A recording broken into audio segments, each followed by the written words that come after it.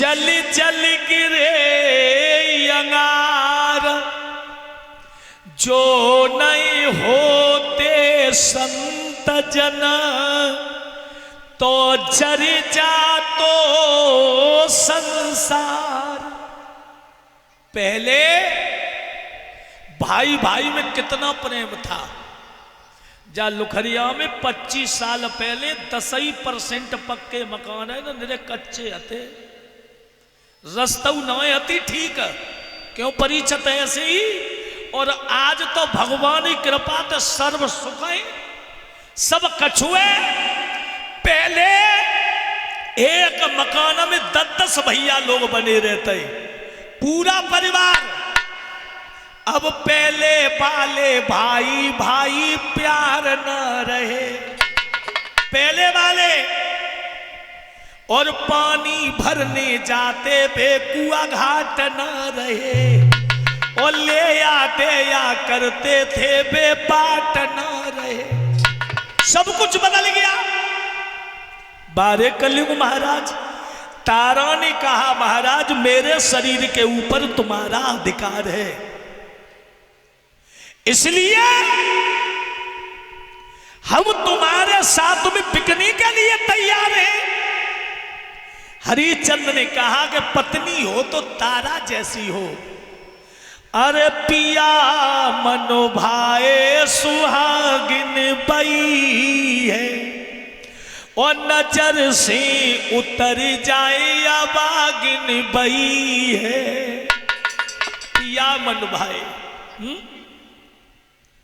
परिचित। मैं अभी अघेन के महीना में बरेली से आगे फतेहगंज कथा कहने गया।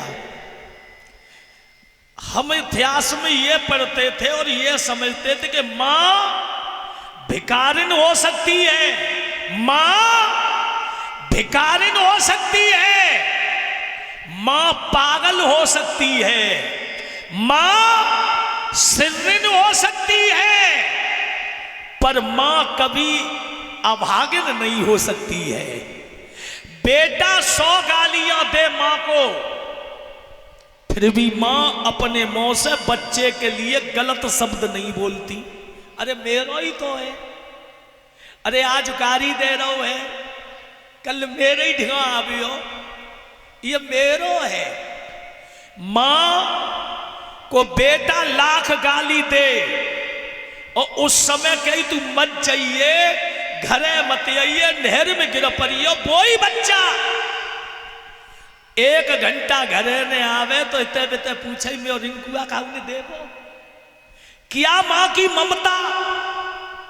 और बरेली में कथा कह रहा था तो मेरी आंखों की बात थी। वहां एक मां अभागिन बन गई, 5 साल के बच्चे को उसने गला घोंट करके मार दिया, अपने सगे बच्चा को।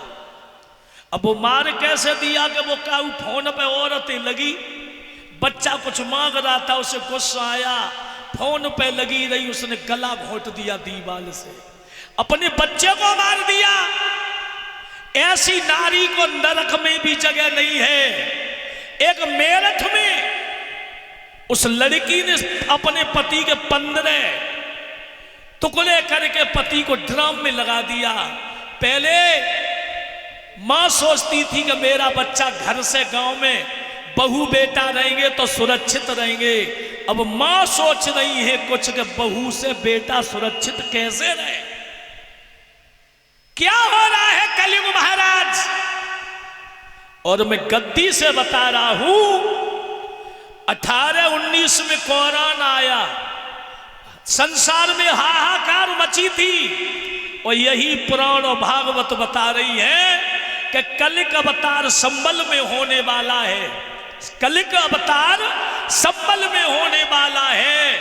और 2035 में ऐसी बीमारी आएगी जो परमात्मा को पहचानेगा वो ही बचेगा, और न सब मामला खत्म होने वाला है। आग लगी आकाश में, जल जल गिरे अंगार। तो इसलिए मैं गद्दी से चिल्ला चिल्ला के कह रहा हूं, धर्म पहचानो बहन बेटियों। माता पिता की सेवा करिए, पति परमेश्वर होता है। और मैं गद्दी से कहता हूं, पति अगर शराब पीता है तो उसे रोटी भी मत दो, उसे रोटी भी बंद कर दो। क्योंकि जिस घर में शराब का सेवन होता है उस घर से एक दिन दोनों लक्ष्मी किनारा कर जाती हैं, दोनों लक्ष्मी किनारा कर जाती, घर नरक हो जाता है। कथाओं से हमें यह ज्ञान होता है। महाराज हरिचंद पत्नी तारा को लेकर के जेठ को महीना काशी में बिकने को चले हैं। 5 साल का रोहित भी मैया बबला के साथ में बिकने को चला है। रास्ता में जेठ का महीना, जो रानी तारा कभी घर से बाहर नहीं निकला करती थी, आज वो तारा पति के साथ में काशी के लिए बिकने को लिए गई है कि मेरे पति का धर्म न टूट जाए, मेरे पति का धर्म न टूट जाए। बिकने के लिए चली। और पत्नी तो वही होती है जो पति का हर मुसीबत में साथ दे, वही धर्म पत्नी होया करती है, पतिव्रता।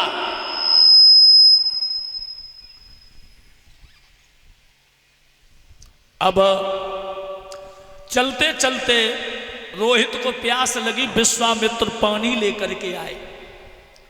रोहित ने कहा, बाबा जी मैं पानी नहीं पीऊंगा, मेरी मां को पानी पिलाओ। मां से कहा तुम पानी पी लो। मां ने कहा नहीं नहीं नहीं, मेरे पति को पानी दो। हरिचंद से कहा तुम पानी पी लो। तो हरिचंद ने यह कहा कि जब तक कर्ज नहीं चुका देंगे तब तक पानी पीना तो बहुत बड़ी बात है, पानी को देख भी नहीं सकते। तीनों प्राणी काशी के बाजार में पहुंच गए। समय बड़ा बलवान होता है। कथा से सिर्फ यह ज्ञान मिलता है कि जीवन में कभी पैसे का घमंड मत करना, कभी पैसे का घमंड मत करना, कभी इस शरीर का भी घमंड मत करना।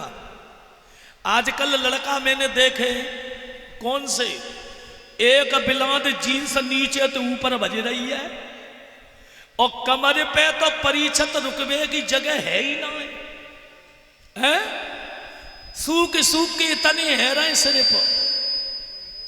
और वादा कर रहा हूं बड़े बड़े लंबे, तेरे पीछे जान दे दूंगा, ऐसे कह रहा है, मत का जान जाके बाप की है, तेरे पीछे जान दे दूंगा, बम्बा पे सीटी बजाए रहा है।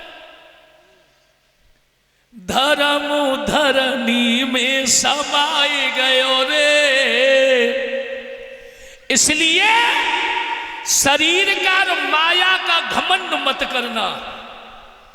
पिछली साल में कथा कह रहा था सेपई के पास में, तो करहल के पास में नगला कंस पड़ता है।